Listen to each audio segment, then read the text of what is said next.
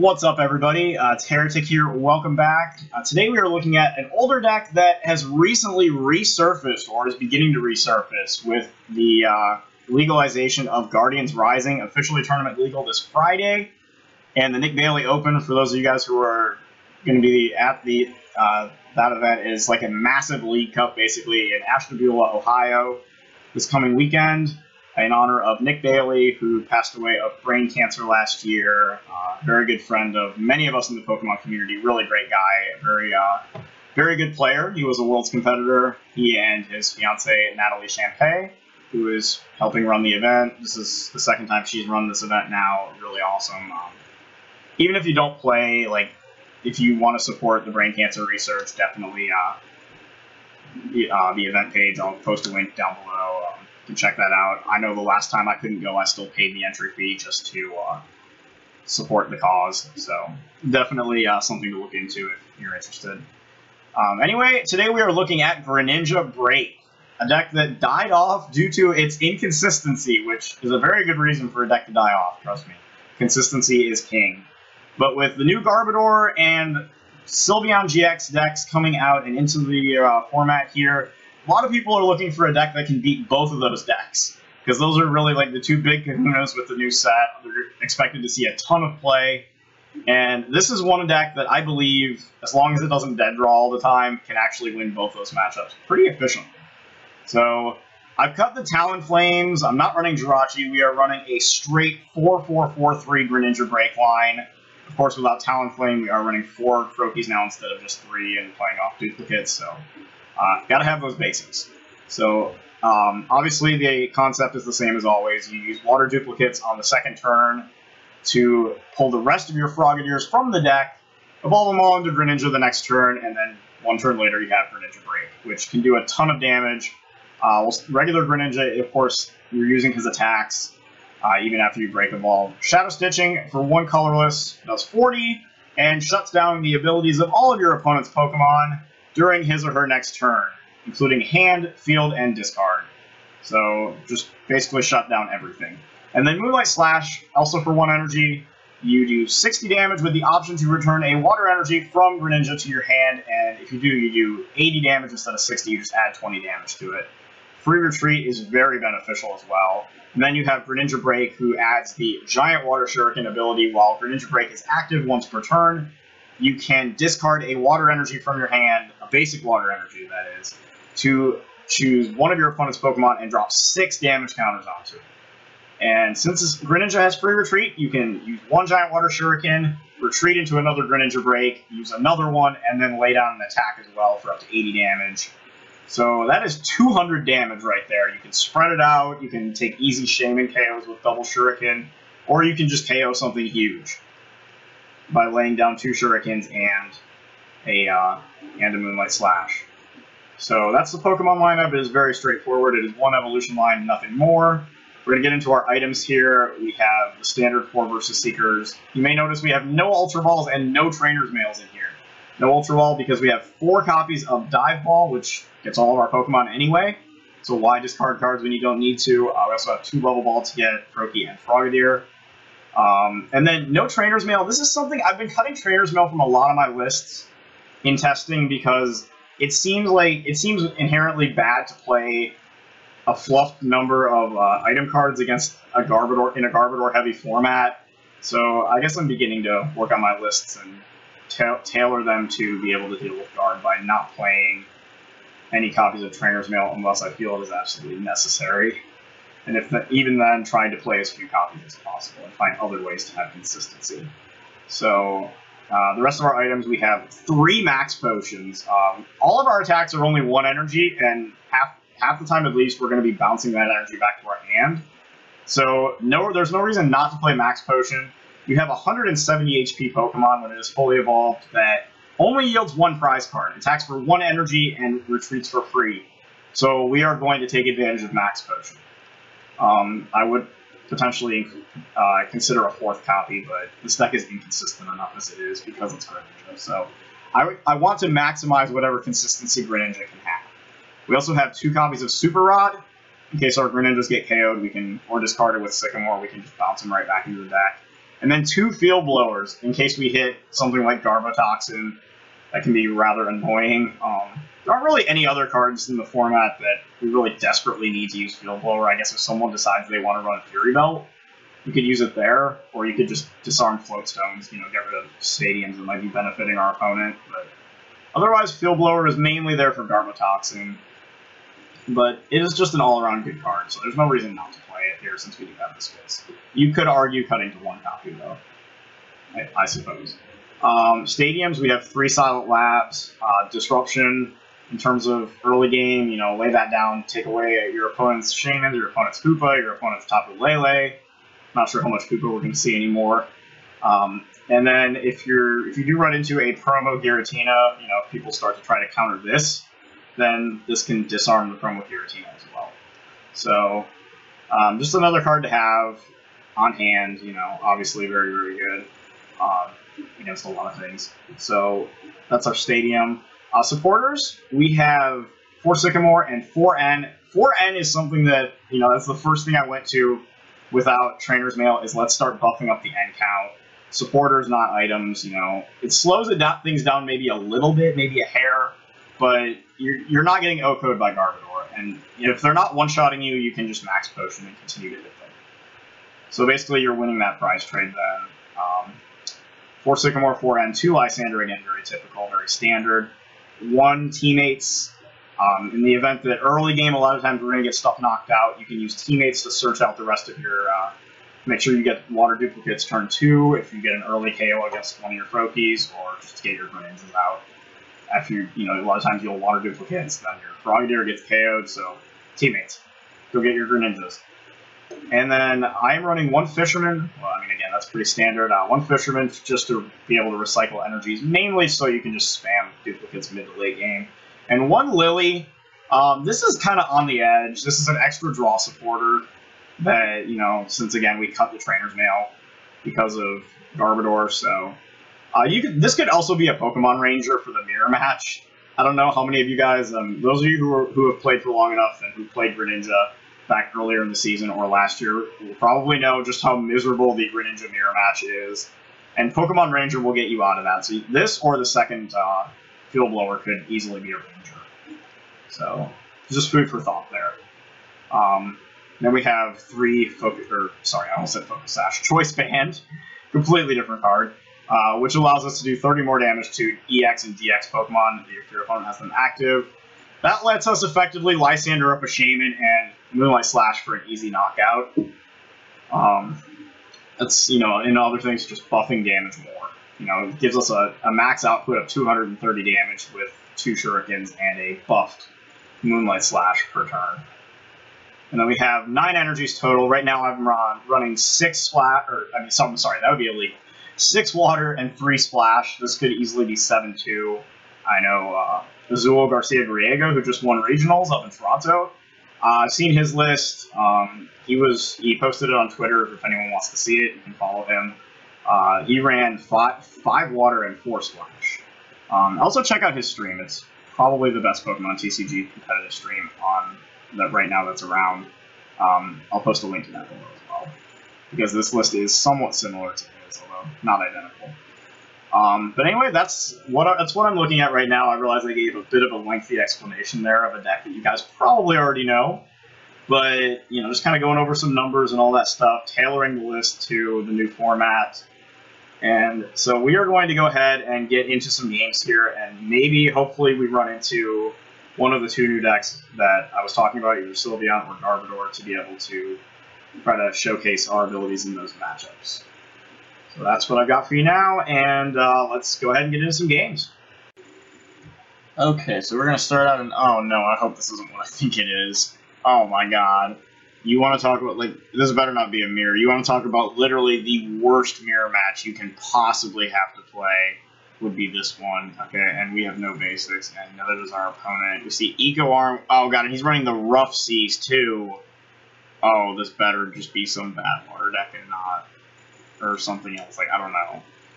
This better not be a Greninja mirror, because I noticed that he also wasn't running any other types besides water. So Like, if I had at least seen, like, Colorless or Psychic there, you know, there's like, okay, there's a Lele, or okay, there's a Shaman, but no, this is potentially very scary. And we're about to find out. Let's see what our opponent flips over here.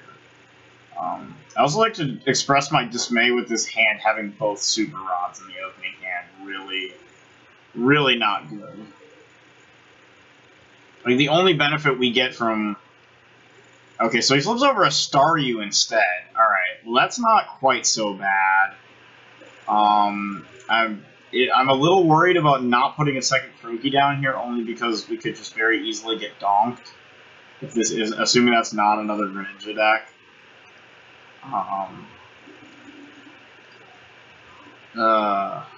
Yeah, but I really don't... I mean, I'm gonna have to play this Sycamore at some point anyway, so...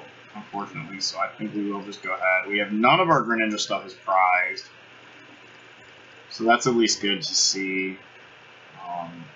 So we can go ahead and just grab another Croaky out of the deck. Alright, and then put a Choice Band and an Energy down on it. And having to discard 2 Super Rods there is not fun.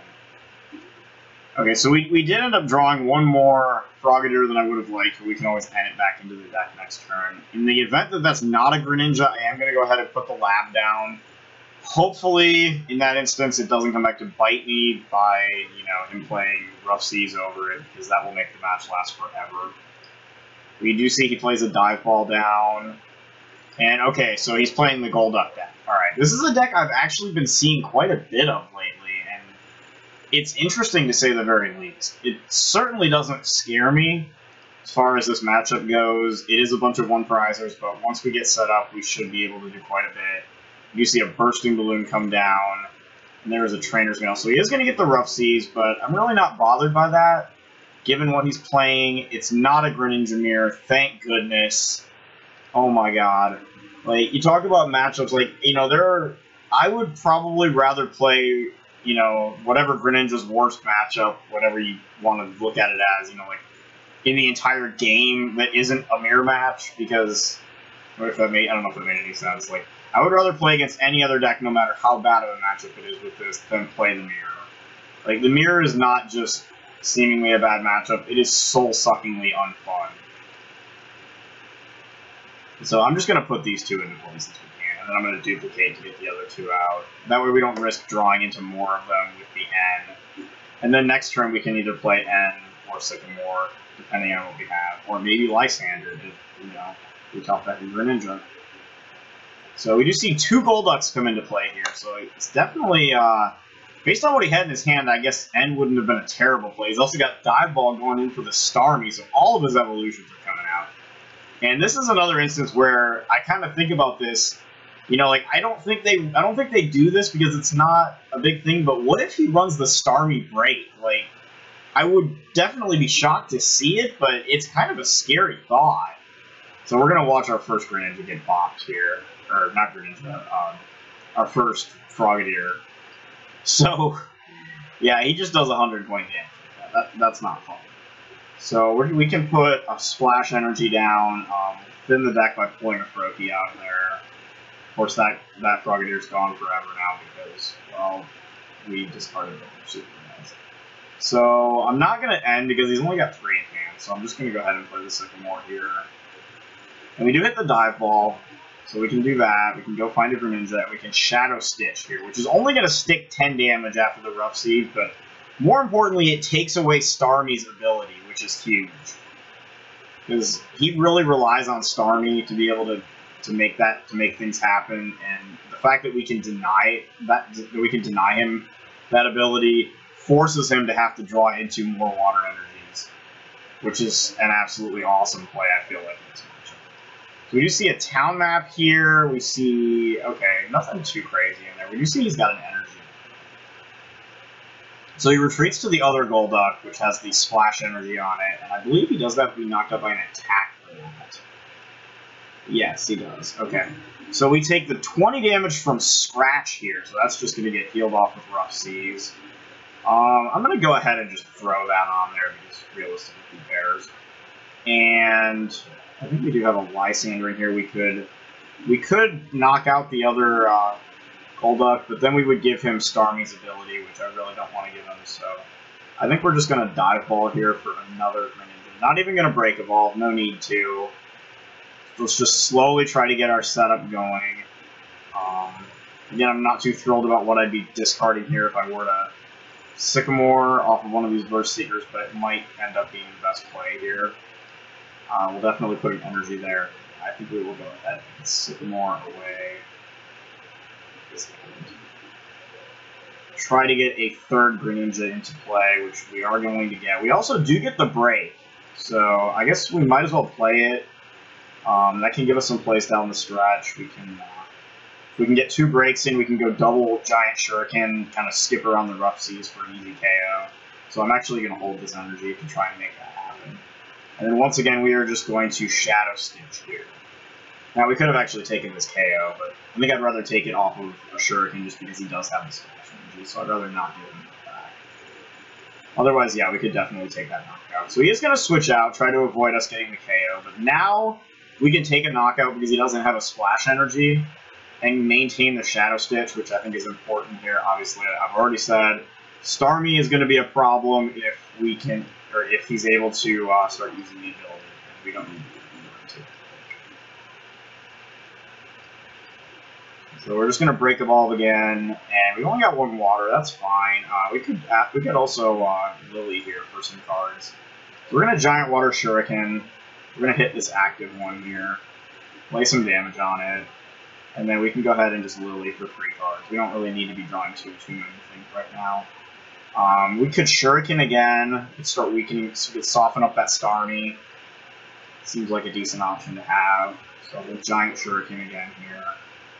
And even after he Rough Seas, it will still have 30 damage on it, so we'll be able to finish it off next turn if we can get into Shuriken. So then we'll just go ahead and Shadow Stitch here, take a KO. Once again, keep Starmie's ability offline, which is exactly what we want here. Otherwise, he can draw it into 2 energy cards every turn at the cost of simply discarding a card from his hand. And that creates a problem. So we do see he draws into a Sycamore here. We see Octillery go the way of the Dinosaur. So, okay, so he does have a built-in draw engine. We see a Dive Ball here for another Psyduck. This is a deck I actually never tried out. Like, again, like I said, I've been seeing it a lot on here lately. I've never played it myself. So it's kind of tough to really say much there. Okay, and he's just going to forfeit. Okay, so we were able to force him to be unable to use Starmie to continue to get his attack to be able to do the 120 every turn. And that really just beats the entire deck. I mean, a Repentant Hex Maniac, a Garbodor, anything that shuts down abilities. Wobbuffet, if you can just shut down Starmie in this matchup, you will win it. Like, that just seems like the easiest thing to do. So we're going to go ahead and go into another game here, and so maybe we'll see something a little more meta. Okay, so I see Psychic. Garblele is the most likely scenario here. I mean, I don't really think anyone plays Psychic attackers that, you know, considering they're almost all weak to themselves anymore with Garbodor being a thing. I feel like it's just not a good idea. Not as a featured attacker anyway. Okay, so we do see Garbodor, yep. We see 2 Rescue Stretchers. We see a Nest Ball. That's an interesting card that's been picking up a lot of steam, I think, with people trying to run fewer Shamans. And I mean, I guess it's an item just like Ultra Ball. It's just kind of replacing Level Ball, maybe. Like, I definitely think it's a good card. So I'm really not too surprised that it's seeing play. And thankfully, we do find an N. Okay. That's pretty beneficial given that we do have 2 Frogadiers here. So he's going to Lele right away. And Wonder Tag is going to pull some kind of supporter out of the deck. Tough to say what. Maybe an N, just because we did get an extra card off the ball again. So we do have 1 card more than we should. 7 in hand. Plus the active.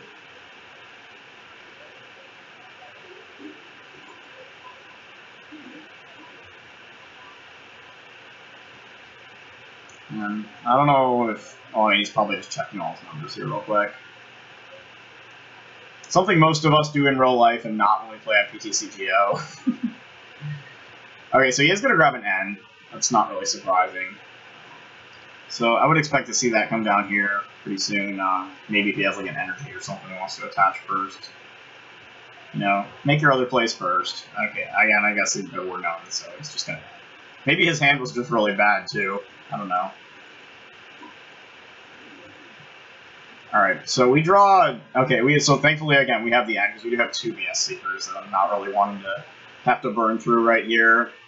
It will be a bit of an experiment, I guess, to see if as I think about whether or not I want to play the end right now. Definitely going to put this Froakie into play. But I think we actually just pass here. He could evolve into Garb, and I guess a double colorless would give him a much bigger acid spray than he has here, which could knock out one of the Froakies. That's fine. I mean, I don't really have a problem with that happening. You see he plays Ultra Ball here. We didn't play any items, so we have that, you know, we have Trash Avalanche doing 0 damage, which is pretty nice. Kind of wish I would have hit a Silent Lab, since he just searched for a Shaman. So that's going to get him 4 cards, but I really don't mind Shaman being on the board, like, even if he does get draw. But it is pretty easy to knock out, and is a very, very easy 2 prizes in a matchup that can, using a deck that can actually KO it without attacking. So you see he Olympias here into the Tauros, so it looks like he's going to sit behind that, maybe a double colorless Horn attack here, which would be enough to knock out the Froakie. You see he plays an Ultra Ball, another 2 Tauros, okay. And a Psychic Energy, so maybe another Shaman, maybe he's going for the Garb, may actually be going for the Garbotoxin Garbodor.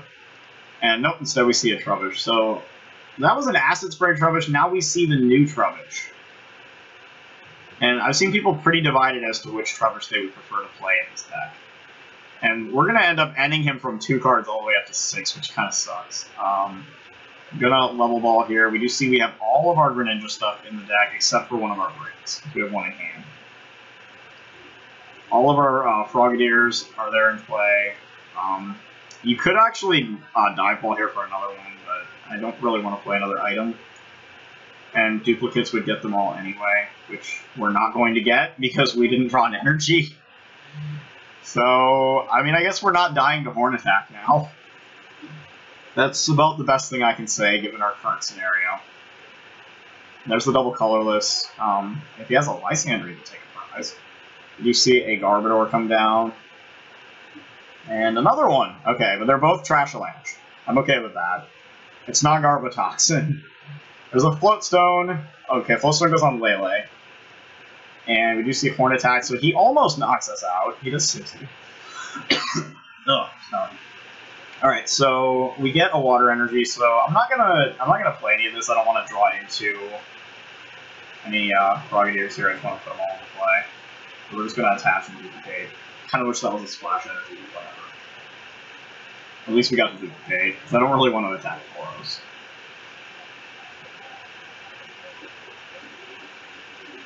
So I'm thinking, let's see.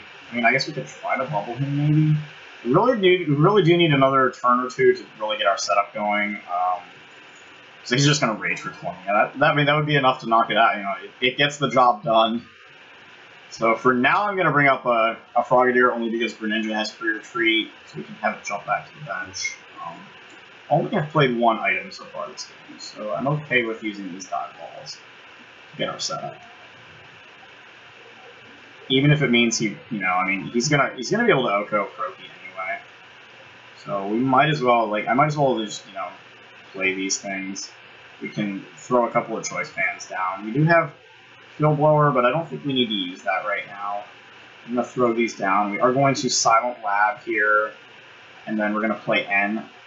So still only 3 items. It's enough for Froakie to get knocked out, but it's not enough for Greninja to get KO'd, which is the big deal. And I think we are going to go 1 step further and get the 3rd eventually as well. So we're giving him 80 damage, which is okay. We have max potions for that.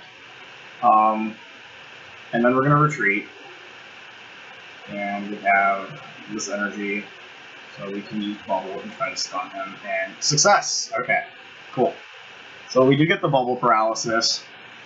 We have a Versus Seeker for next turn. We can end again. Have a Super Rod. We can put some stuff back. So we have some options.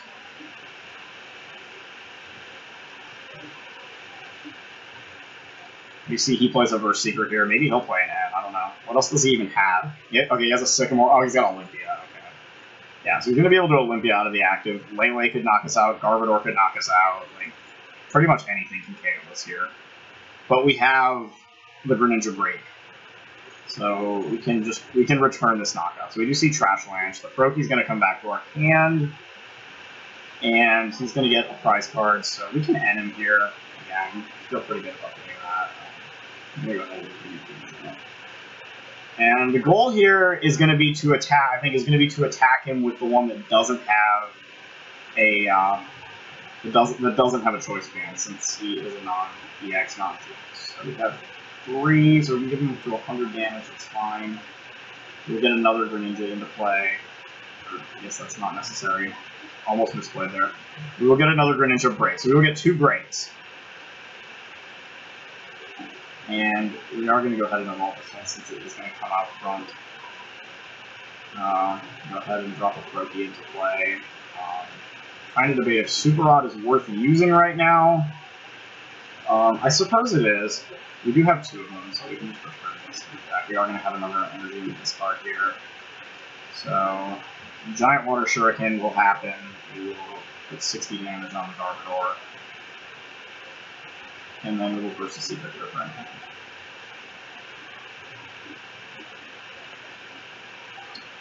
So that can be a thing. We do get the other energy. Okay, so good. We have the knockout. That's really the key here. We have to be able to return these KOs. And we could also do it just by using Giant Water Shuriken again. I think I'm going to go ahead and hold on to the energy, though. I do want to have it again. So we're going to use Moonlight Slash here to get this knockout. Keep the energy for next turn, and we do get a KO. So as long as we can match these KOs and keep him from taking Okos on Greninjas. That's really the advantage that you get in this matchup, I think, is the fact that you can take out the Garbodors in a single turn, and they can't do the same. So Tapu Lele comes up, of course, because it has the Float Stone, so he'll be able to go into whatever he wants. He's doing 100 damage with, or 120s. Oh no, wait, oh shit, he's doing 140. Because we Super Rodded. Yeah, that may have not been a good idea. Instead, we just see another double colorless fly onto Tapu Lele here. So it looks like we're just going to get hit with Energy Drive. That's 80 damage. And then we could try to snipe down the Garbodor on his bench, just so that we don't get hit with a big Trash Lanch. That got a little bigger than I wanted it to. But it's still, I mean, if he drops a Field Blower, he gets up to 180, and that's where it becomes a problem. He did lay down a focus or a choice band, which is pretty useless. And you see he returns Tauros, Trubbish, and Garbodor to the deck with Rescue Stretcher. Now, I guess we're just kind of I'm just waiting to see if he has another supporter, because if not, I don't want to have him. You see a Nest Ball instead, so probably another Trubbish is going to come out. I mean, we have gifted him more items than I meant to here, so I definitely think that was a bad idea. And he does have a resistance. So I'm wondering if, I'm guessing he's Sycamore here. Yeah. He wouldn't want to end into 4 cards if he draws 7. I mean, he's not getting enough of a benefit by dropping our hand size down by only 2 cards. But this does mean that we can end him here. He does have only 4 prizes, so I mean, he doesn't have a knockout, so we're only going to take 80 damage, but we can end him from 6 down to 4. And it looks like we won't have to Versus Seeker because we just drew another hard copy. So we could actually knock up the Lele too. I don't know if that's exactly the play I want to make right now.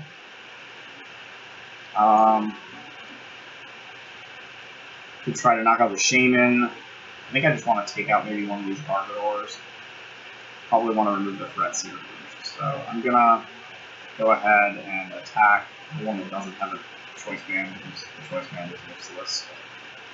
And I'm going to play an end here. And try to hit another basic water.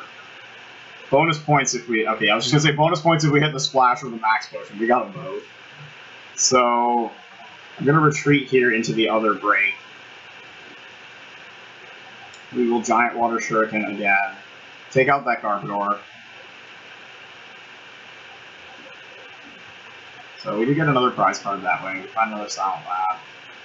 It's not too big of a deal, but whatever. And we can put quite the heat on this Lele here. I'm going to max potion this one. And then the energy will bounce back to our hand, so we will not be in damage. That's the other key here, is making sure we have 4 cards in our hand.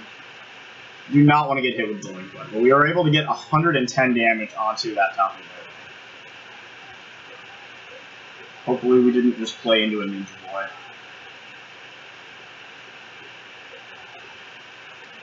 Now, we did give him another item card, but I think at the price of, since we took out a Garbodor, I think down the stretch I'm okay with that. We evened out the prizes. And I still don't think this is enough for an oak I want to break. This is 1, 2, 3, 4, 5, 6, 7, yeah, it's 8. He would be 10 short. So the Tauros comes up instead. And we'll take 60 damage here, it looks like. Drops a Choice Band on the other Trubbish, that's fine, I don't really care. Maybe the deck will give me Fisherman. That would be pretty cool. Top deck Fisherman. And try not to play an item card here, even a Max Potion. Okay, we do have a Lysander, so we could Lysander out the Lele and take a KO. I think that's probably the play I want to make here. I think we are going to retreat into the other Greninja as well. So we'll Lysander out the Lele. And we'll retreat into a Greninja that doesn't have 60 damage on it. And we're just going to bounce this energy back to our hand again with Moonlight Slash, take a knockout, pick up 2 prize cards. And now we put ourselves in a pretty comfortable lead. Still haven't found that third Greninja break out of the prizes yet. But we get ourselves in a 2-prize lead now with a board full of 1-prize attackers. And that's, also if we can just hit 2 basic waters, that Shaman EX he's got on his bench would be enough to seal the game with 2 shurikens. See, another rescue stretcher, oh boy. So the Garbodors are going to go right back into the deck once again. Or I guess there's only 1 in there, because he already sent 1 back. They'll be able to put Lele and the Garb line back to the deck.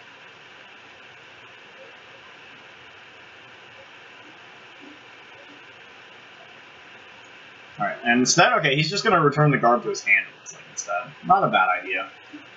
The Lele and the Trubbish, I mean, it's like, the Trubbish maybe a little bit more, so I don't think he really needs the Lele back in the deck right now. Silent Lab has been on board for a long time. Alright, so we draw another Versus Seeker here. I mean, we have to Sycamore if we want to go for the game here. We have 3, so it looks like there's only 3 basic waters left. And that's assuming that neither of them is prized. However, I think we can just win off of a Lysander here. Yeah, if we just bring this up, we can attach this here, and we can just win off of a Lysander. Because we can do 110 damage to the Shaman with Slash. So we can just do that, we bounce the energy, we knock it out, and we win the game! Woo! And so we are able to, yeah, of course, there's the Greninja break. So we are able to, despite falling behind early, which Greninja pretty much inherently does, and playing more items than I would have liked, probably shouldn't have done that. Food for thought for everybody, and for next time as well. I'll try to remember that too. But we're able to take down the Garbodor deck. That's pretty much, that's the main reason I think why Greninja's coming back. It also has an inherently good Sylveon matchup. I mean, I realize they run X-Maniac, or maybe like a 1-1 Garbotoxin, but I feel like it is just overall a good matchup against those 2 decks. And those are the 2 decks, really, I think, that everyone's trying to do. It's like, what can I play that beats both Sylveon and the new Garbodor? Like, if you can find a deck that beats those 2 things, which there are a couple of, at least two decks I can think of that do it. This is one of them. So that's really that was really the goal. We did get to play that matchup, and we did come away with a win. So that's what I have for you guys here today. You may have to look at that Golduck deck too. Like, I realize it's probably more of a fun league deck, but that seems like it could win these matchups as well. So definitely something favorable. Thank you guys for watching, and I will catch you guys on the flip side. Cheers!